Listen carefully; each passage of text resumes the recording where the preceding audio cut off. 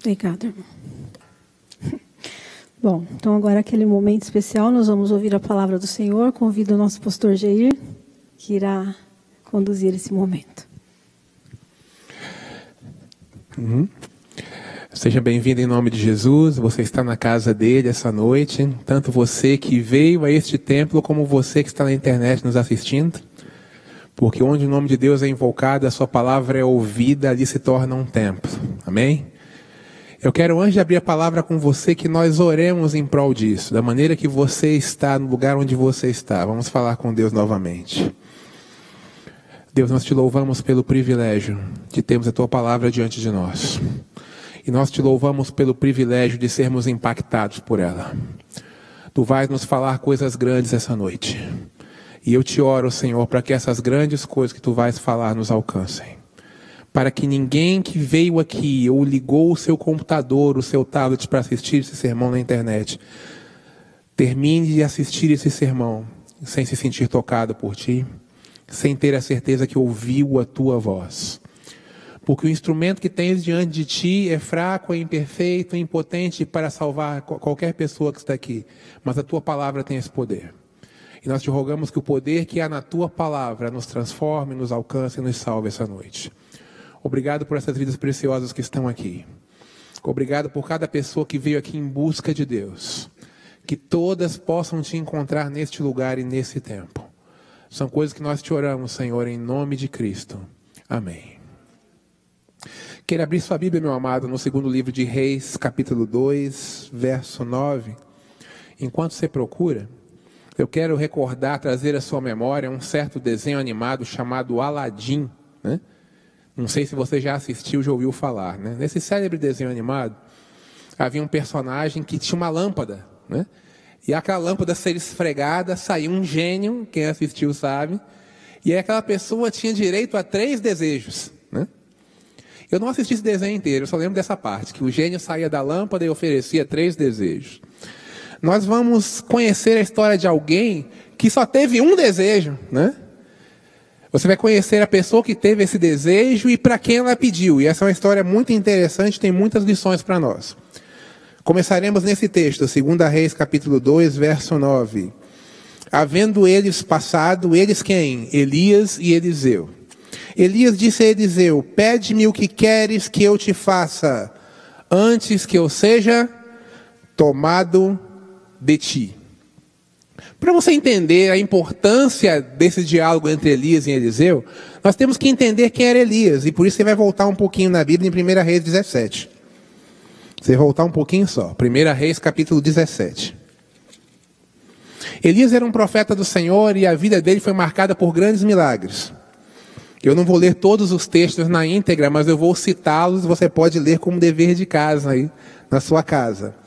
Por exemplo, no capítulo 17, versos 1 e 2, nós vemos que Elias disse que não choveria mais em Israel e realmente não choveu. Elias trouxe seca, né? Porque o povo era rebelde, tinha se afastado de Deus, então Elias profetizou que não choveria mais durante 3 anos. E realmente não choveu. Você conhece alguém que fez parar a chuva? Você conhece? Eu não conheço. Você já viu? Na atualidade, alguém que fala, não vai chover hoje. E não chove. Pois Elias teve esse poder. Não somente isso, Elias ressuscitou o filho de uma viúva. Está no mesmo capítulo, versos 21 e 22. Elias conheceu uma viúva numa cidade chamada Sarepta. O filho dessa viúva adoeceu gravemente, morreu, e ele orou e a criança ressuscitou. Não acaba por aí. Elias fez descer fogo do céu ao orar lá no Monte Carmelo, quando ele contendeu contra os 450 profetas de Baal, né, uma divindade pagã. E houve uma reunião dos profetas pagãos e Elias, sozinho como um profeta do Deus verdadeiro. E Elias ora e vem fogo do céu e consome a oferta sobre o altar. Vá construindo na sua cabeça o perfil de Elias. Isso está no capítulo 18, verso 37 e 38. Não acabou por aí. Capítulo 18, verso 44, você vai ver que Elias orou de novo e a chuva que está há 3 anos sem cair, caiu de novo. Ou seja, Elias deteve a chuva, pelo poder de Deus, é claro, e Elias orou para que a chuva voltasse, e a chuva voltou. Tendo esses textos em mente, que imagem de Elias você faz? Era uma pessoa poderosa? Sim ou não? O que você acha de Elias até agora? Tem mais um pouquinho. 2 Reis, capítulo 1, versos 10 a 12. Dê um pulinho lá. Eu estou construindo um perfil de Elias para você entender por que era importante o pedido que Eliseu tinha que fazer para ele. 2 Reis, capítulo 1, versos 10 a 12. Esse texto eu vou ler. Elias, porém, respondeu ao capitão de 50, porque o rei de Israel tinha enviado soldados para buscá-lo, para prendê-lo, né? Se eu sou homem de Deus, desça fogo do céu e consuma a ti os teus 50. Então desceu fogo do céu e consumiu a ele os 50. Tornou o rei a enviar-lhe outro capitão de 50 com os seus 50. Este lhe falou e disse: homem de Deus, assim diz o rei, desce depressa. Respondeu Elias e disse: se eu sou homem de Deus, desça fogo do céu e te consuma a ti os teus 50. Então o fogo de Deus desceu do céu e consumiu a ele os seus 50. Você já viu alguém que faz descer fogo do céu 2 vezes no mesmo dia? Eu não vi nem em dias diferentes. E esse homem tinha poder para descer fogo do céu uma vez após a outra. Você está entendendo quem era Elias? Né? O perfil de Elias que a Bíblia apresenta? Tanto é que no verso 13, quando o rei envia mais outro capitão de 50, esse mais esperto fala: não manda fogo não. Porque você já mandou em 50, depois mandou em mais 50, também não quero ser queimado, né? E aí, finalmente, capítulo 2, verso 8, nós vemos que Elias, ele estava em companhia de Eliseu nesse momento, tomou o seu manto, enrolou e feriu as águas do rio Jordão, as quais se dividiram para os 2 lados e passaram ambos em seco. Você já viu alguém dividir um rio? Você já viu alguém fazer um rio parar de correr? Você já viu? Elias teve esse poder. Claro que o poder vinha de Deus. Mas estou construindo na sua mente um perfil de quem era Elias, o que Deus fazia através de Elias. E agora esse Elias vira para Eliseu e diz: Eliseu, você tem direito a um pedido. Lembra do gênio da lâmpada? O gênio deu 3, né? Eliseu só tinha 1. Pede-me o que quiseres que eu te faça. O verso 9 que você leu comigo. Antes que eu seja tomado de ti. Sabe por que ele estava dizendo isso? Porque ele sabia que Deus enviaria, aliás, um carro e carruagem de fogo do céu e o levaria. Elias não provou a morte, Deus o levou para si vivo. E Elias sabia que isso ia acontecer. Então ele disse para Eliseu: Eliseu, eu estou indo embora, Deus vai me levar para o céu, Deus vai me trasladar. E já que eu vou embora, Deus vai me levar, eu quero atender um pedido seu. Então me pede o que você quer. O que você pediria para alguém com o poder que Elias tinha? Fazer a pergunta de maneira diferente. Vou contextualizar a pergunta. Você tem alguma ambição? Nossa, ambição, que palavra forte, que palavra feia. Mas não pense de maneira pejorativa, né? Existem ambições boas, não tem? Não existem ambições boas? Existem, né? Qual é a sua ambição? Tem alguma coisa que você quer muito fazer na vida? Uma realização que é muito importante para você na vida? O que você pediria para alguém como Elias? Tem muitas pessoas que pensam assim: eu sonho em me casar. Eu sonho em ter sucesso profissional. Eu sonho em constituir uma família, né? Eu sonho em ter um carro melhor, uma casa melhor, né? E cada um tem um sonho, uma ambição diferente. E Eliseu, quando é confrontado por Elias com essa afirmação, Eliseu ainda era jovem. Não era um senhor de idade. Ele poderia ter sonhos e ambições típicas de jovens. Mas você sabe o que Eliseu pediu para Elias? Eu perguntei o que você pediria, né? Quem sabe você está pensando 1000 coisas aí, né? Fazendo uma listinha do que você pediria para Elias. Olha o que Eliseu pediu. Peço-te que me toque por herança porção dobrada do quê? Do teu espírito. Na cultura judaica, o filho primogênito tinha uma porção maior que os outros, uma porção em dobro, né? E Eliseu usa essa linguagem para dizer, trocando em miúdos: Elias, eu quero uma porção grande do teu espírito. Na verdade, Eliseu estava dizendo para Elias: eu quero ser cheio de Deus, como você é. Quando eu leio esse texto, eu fico arrepiado, sabia? Porque Eliseu era jovem. E é raro um jovem pensar assim: o que eu mais quero na vida é ser cheio de Deus. Não é verdade? Até as pessoas assim mais experientes na vida muitas vezes não colocam Deus em prioridade. Não, eu quero fazer um monte de coisas, quero ganhar dinheiro, quero casar, quero estudar. Deus depois a gente vê. Depois a gente coloca Deus em algum lugar. Mas Eliseu não. Eliseu colocou como prioridade na sua vida ter Deus. E ele queria não apenas conhecer Deus, ouvir falar de Deus. Ele queria que Deus tivesse o controle da vida dele. Ele queria ser cheio de Deus. Gente, isso é impressionante. Eu fico pasmo quando eu leio esse texto e medito nisso. Ele queria ser cheio de Deus. E Elias, entendendo o pedido, responde no verso 10, dura coisa pediste. Você acha que é brincadeira alguém ser cheio de Deus? Ser possuído por Deus? Ser dirigido por Deus? Ser pleno do poder de Deus? É coisa muito séria.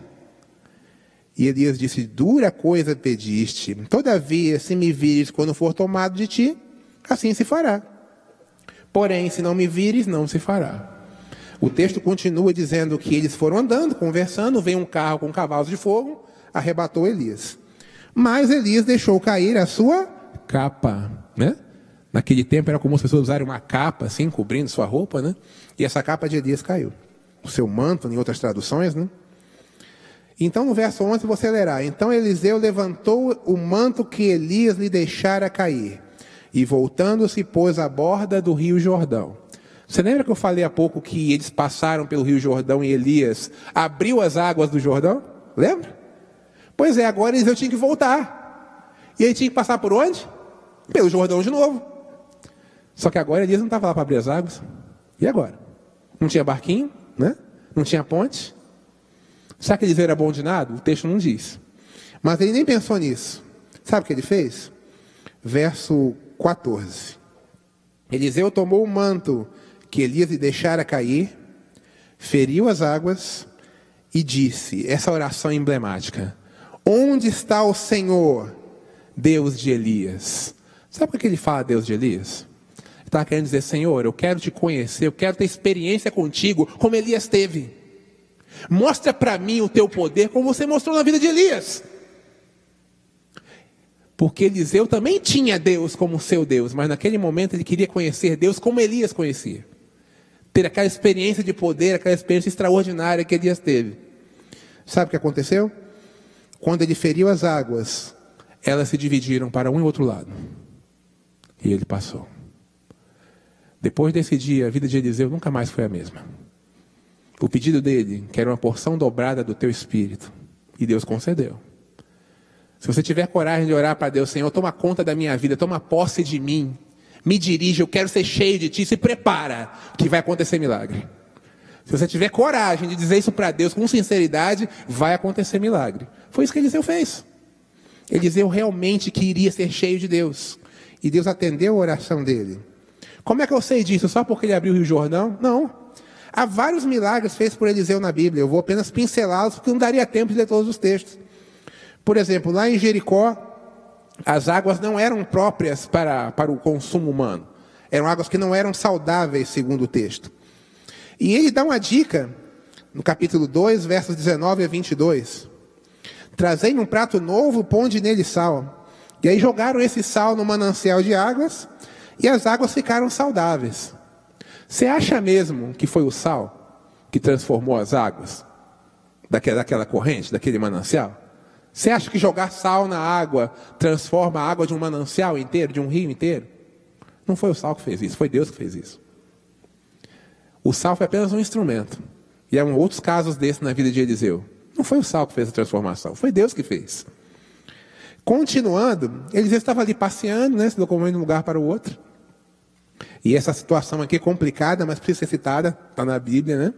E alguns rapazes começaram a debochar dele. Sobe careca, sobe calvo, né? E aí Eliseu orou. E algumas ursas, 2 ursas, saíram do bosque e atacaram aqueles rapazes. E 42 deles foram mortos. Nossa, gente, como assim? Ele orou para aqueles rapazes serem mortos por ursas, né? Eu não quero entrar muito no mérito dessa situação, embora haja uma escritora cristã chamada Ellen White, que comenta em um de seus livros, que isso era necessário para que o ministério de Eliseu não fosse desonrado, já que ele era homem de Deus, profeta de Deus. Então ofendê-lo era algo muito grave e deveria ser evitado e punido a qualquer custo. Mas não demorando muito no mérito disso, eu quero chamar a sua atenção. Imagine, né, você orar e vir uma ursa, né, guerrear contra um inimigo seu, contra alguém que está te perseguindo, te fazendo mal. Olha como Deus atendia as orações de Eliseu. Pule para o capítulo 4 de 2 Reis. Muitos de nós, quando vamos no mercado, temos desejo que a nossa compra renda, né? Quando chega em casa, né? A gente até ora para Deus multiplicar, né? Porque está tão caro fazer mercado hoje, que quando chega em casa dá vontade de orar e multiplicar. Em lugar de 1 quilo de arroz ter 2, né? O feijão multiplicar, não é verdade, né? Aqueles que comem carne, a carne está tão cara, dá vontade de orar para duplicar, triplicar, porque está um absurdo, e assim por diante. Pois é, Eliseu, ao visitar uma viúva, ele orou, né? E o azeite dela foi multiplicado, né? Falou para ela, olha, o que você tem aí? Tem um pouquinho de azeite, então pede emprestado um monte de vasilha, né? E vai derramando, que o azeite não vai acabar. E ela foi fazendo isso e o azeite não parava. O azeite só parou quando pararam as vasilhas, quando não tinha mais onde pôr. Eliseu multiplicava alimentos. Olha o poder de Deus na vida desse homem. Você já viu alguém multiplicar comida? Né? Sem ser Eliseu, um dos poucos relatos eu consigo lembrar do próprio Jesus, que multiplicou pães 2 vezes, né? Mas ser humano multiplicar comida é coisa muito rara, mesmo na Bíblia. E Eliseu teve esse poder dado por Deus. Além disso, Eliseu visitando uma senhora que morava numa cidade chamada Sunem, uma senhora sunamita. O filho dessa sunamita adoeceu e morreu. E ele orou por essa criança e ela ressuscitou. Assim como Elias fez com a viúva de Sarepta, Eliseu fez com a senhora lá de Sunem. Ressuscitou o seu filho, né? Está no capítulo 4, versos 32 a 37. Esse eu vou ler com você. Tendo o profeta chegado à casa, eis que o menino estava morto sobre a cama. Então entrou, fechou a porta sobre eles ambos e orou ao Senhor. Subiu à cama, deitou-se sobre o menino, pôs sua boca sobre a boca dele, como se fosse, quem sabe, respiração boca a boca nos nossos dias, né? Faz lembrar, né? Os seus olhos sobre os dele, as suas mãos sobre as dele, se estendeu sobre ele e a carne do menino aqueceu. Então se levantou, andou no quarto uma vez de lá para cá, tornou a subir, se estendeu de novo sobre o menino. Este espirrou 7 vezes e abriu os olhos. Então chamou seu servo Geazi e disse, chama a mãe dele. Ele a chamou e apresentando-se ela, ele disse, toma o teu filho. Quantas mamães eu tenho aqui hoje? Você que é mamãe, consegue imaginar essa cena? Você está com um filho morto dentro de casa, vem um profeta, ressuscita o teu filho e fala, mamãe, aqui, ó, está vivinho. Eu que não sou pai nem mãe, eu arrepio quando leio isso aqui. Imagine você que é mãe. Eliseu tinha esse poder dado por Deus. E essa mulher ficou tão estupefata que no verso 37 é dito, ela entrou, lançou-se aos pés dele e prostrou-se em terra. Mas ficou chocada. Você também não ficaria? Fala a verdade. Seu filho morre, vem alguém, ressuscita o seu filho, e aí o que você faz? Né? Ela se jogou no chão e queria até adorar Eliseu.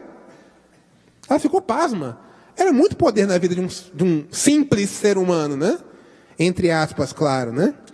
Na continuação, você vê que Eliseu, numa viagem para Gilgal, encontrou uma terra faminta, e aí eles precisavam fazer um cozido, né? Fazer uma refeição. E um de seus servos lá tirou no campo uma trepadeira silvestre venenosa e fez um cozido lá, né? Quantas cozinheiras eu tenho aqui? Quem gosta de cozinhar aí? E esse moço fez um cozido com uma planta venenosa, né? Mas quando foram provar, viram, opa, esse negócio aqui não dá para comer não. E usaram uma expressão interessante, morte na panela, homem de Deus. Esse negócio aqui não dá para comer, isso é venenoso. O que Eliseu fez? Verso 41, trazei farinha. Ele a deitou na panela e disse, tire de comer para o povo. E já não havia mal nenhum na panela. Você acha mesmo que foi a farinha que eliminou o efeito da planta venenosa? Fala sério, que farinha milagrosa é essa? Não foi a farinha, gente, foi Deus. Foi o poder de Deus na vida de Eliseu. Tem mais, não para por aí não. Verso 52, veio um homem de Baal-Salis e trouxe ao homem de Deus pães das primícias, 20 pães de cevada e espigas verdes. E disse Eliseu, dá ao povo para que coma. Porém seu servo lhe disse, como é de pôr isso diante de 100 homens? E ele respondeu, pode dar, porque eles vão comer e vai sobrar. E sobrou mesmo. Comerão e sobejará. Assim lhes pôs diante, comeram e ainda sobrou, conforme a palavra do Senhor. Eliseu multiplicou o alimento 2 vezes. Você pensa que acabou? Não. Capítulo 5, eu não vou ler porque a história é grande. Vem um militar da Síria, um homem importante na Síria, chamado Naamã, porque ele ouve falar pela sua serva que havia um homem em Israel, um homem de Deus, que poderia curar da lepra. Ele foi lá e se encontrou com Eliseu. Eliseu falou para ele, vai no Rio Jordão, se banha 7 vezes. Ele achou ruim, não, Rio Jordão, imagina, rio sujo, né? A minha terra tem rio muito melhor, vou banhar no Jordão nada. E aí o servo falou para ele, rapaz, vai lá, você já veio até aqui, se fosse coisa mais difícil, você não ia fazer? Ele foi, se banhou no Jordão 7 vezes, na 7ª vez ele emergiu curado da lepra. Desde quando o banho de rio cura a lepra, gente? Você já viu?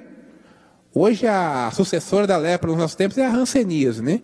Que é uma doença bem mais curável, mais tratável. Mas eu nunca vi ninguém que sofre de hanseníase, dar 7 mergulhos no rio e ficar limpo. Você já viu? Não foi a água do Jordão que curou Naamã, foi Deus que curou Naamã.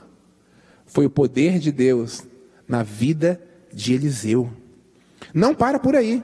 Eliseu fez flutuar um machado. Você já viu um machado flutuando? Eu nunca vi. E machado geralmente afunda, né? Pois é, mas Eliseu fez com que um machado flutuasse.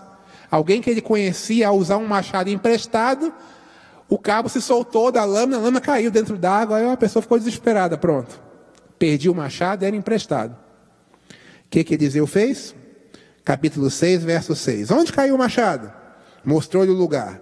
Então Eliseu cortou um pau, lançou ali e fez flutuar o ferro. Onde que você já se viu jogar um pau na água e emergir ferro que estava no fundo? Não foi o pau que fez isso, gente, foi Deus. Você entende como Deus usava Eliseu? Outra coisa que talvez você não tenha percebido. Você percebeu que eu estou contando mais milagres de Eliseu do que Elias? É porque realmente houve mais milagres na vida de Eliseu do que na vida de Elias.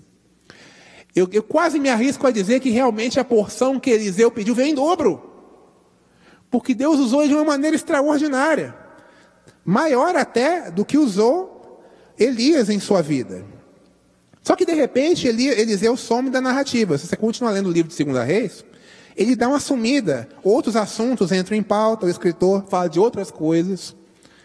E lá no capítulo 13, Eliseu morre. Né? O narrador tira Eliseu de cena e só volta a falar de Eliseu na sua morte. E até no relato da morte de Eliseu tem uma coisa interessante. Capítulo 13, verso 20 e 21. Você vai se arrepiar todinho com isso aqui. Se prepara. Capítulo 13, versos 20 e 21. Morreu Eliseu e o sepultaram. Ora, bandos de moabitas costumavam invadir a terra à entrada do ano. Sucedeu que enquanto alguns enterravam um homem, eis que viram um bando. Então lançaram o homem aonde? Na sepultura de Eliseu. E logo que o cadáver tocou os ossos de Eliseu, aconteceu o que mesmo? Reviveu o homem e se levantou sobre os seus pés. Onde você já viu esqueleto ressuscitar gente? Você já viu isso em algum lugar? Nem Jesus, quando esteve na terra, fez isso. Sabia disso? Nem Jesus fez isso. Poderia ter feito? Sim, claro que poderia, mas não fez. Mas Deus usou Eliseu de uma forma extraordinária. E depois de ouvir todos esses milagres, você vai concordar comigo quanto a isso. Mas como tudo isso começou? Pede-me o que queres, antes que eu seja tomado de ti. Tá bom, Elias, eu quero uma porção dobrada do teu espírito. Eu quero ser cheio de Deus. Eu quero ser pleno de Deus. Eu quero que Deus tome conta da minha vida por completo. Eu quero respirar Deus, eu quero sonhar com Deus, eu quero andar com Deus, eu quero falar com Deus, eu quero pensar em Deus. E Deus ouviu. Sabe que isso não aconteceu comigo?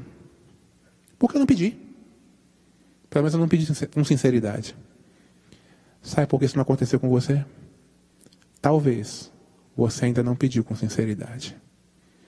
Porque se você pedir com a mesma ânsia, com a mesma ambição que Eliseu teve, Deus vai te dar. Pode ter certeza disso.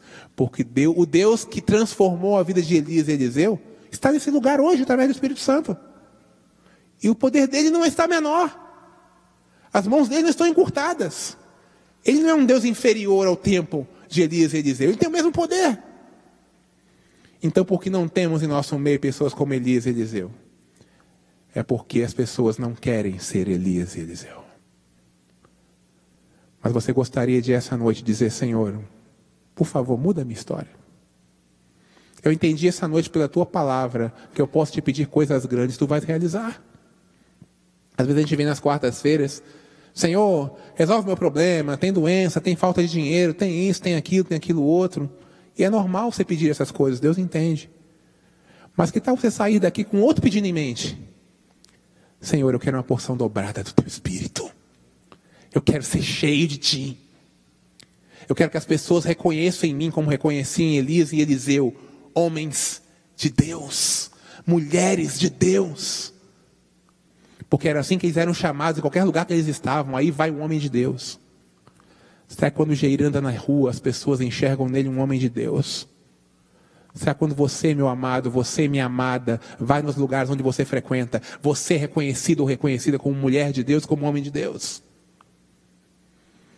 É o tempo oportuno para você dizer: Senhor, eu quero ser reconhecido como homem ou como mulher de Deus. Toma posse da minha vida, Senhor. Faz algo novo em mim, me dá uma porção dobrada do teu Espírito. Vamos daqui a pouco louvar ao Senhor com o hino de número 3, não é isso, Léo? Enquanto você canta esse hino, que fala da autoridade do Senhor, que o Deus eterno reina, saiba que Ele é rei, não somente sobre a terra, sobre a natureza, Ele quer ser rei sobre a minha e a sua vida. Ele quer ter pleno domínio sobre nós. Mas Ele é um cavaleiro, e Ele espera que nós concedamos esse domínio a Ele. Louve ao Senhor comigo, com esse hino, medite nisso, e ao final nós vamos orar juntos.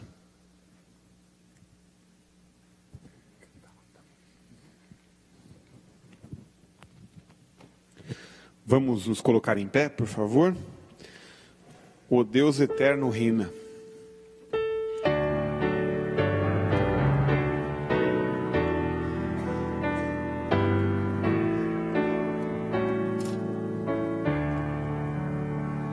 O Deus de eterno reina no monte de Sião. Chegai-vos ante o trono seu em santa adoração. Trazei humildemente o vosso coração ao Deus eterno e Rei dos reis, Senhor da redenção.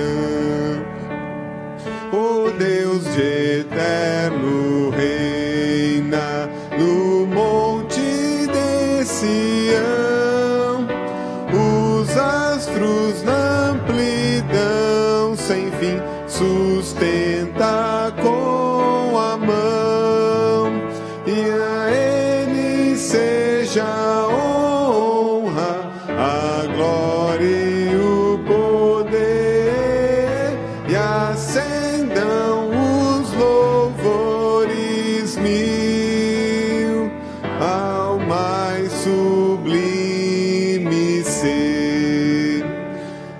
O Deus de eterno reina no monte de Sião. Entrai no santo templo seu, buscai o seu perdão, buscando sua face, a paz encontrareis, e reine para sempre, enfim, o eterno Rei dos reis.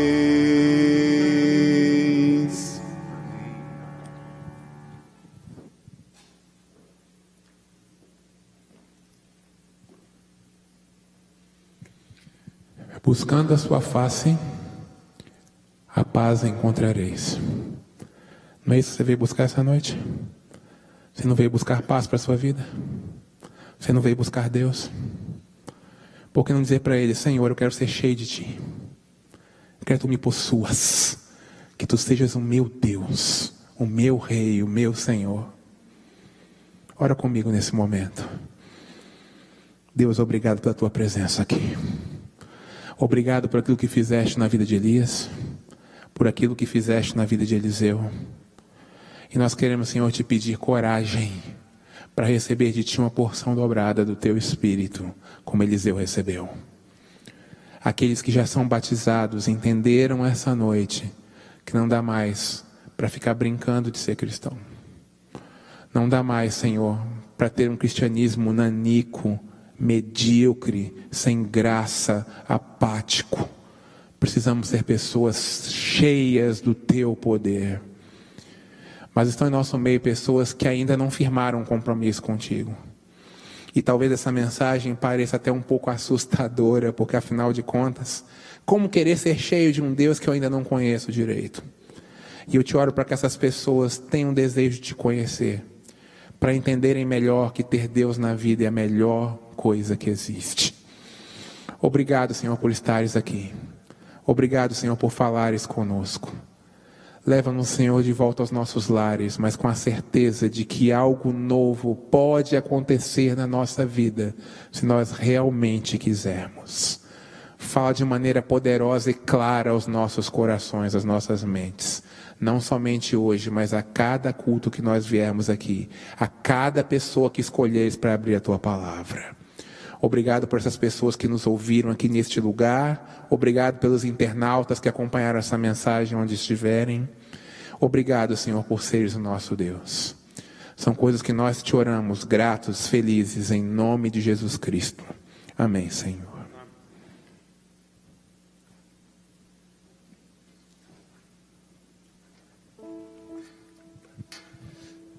Muito obrigado, Jair, pela palavra. Obrigado também pelos louvores, Léo, nos ajudando. Gostaria de agradecer a todos, que tenham todos uma boa noite, que os anjos do Senhor nos acompanhem. E lembrando, quarta-feira que vem, às 19h30, culto de oração. Domingo, às 19h30. E sábado, a partir das 9 horas. Tenham todos uma boa semana, que Deus os acompanhe. E aguardamos vocês conosco nas próximas quarta-feira. E os nossos amigos internautas, um abraço a todos e esperamos vocês. Amém?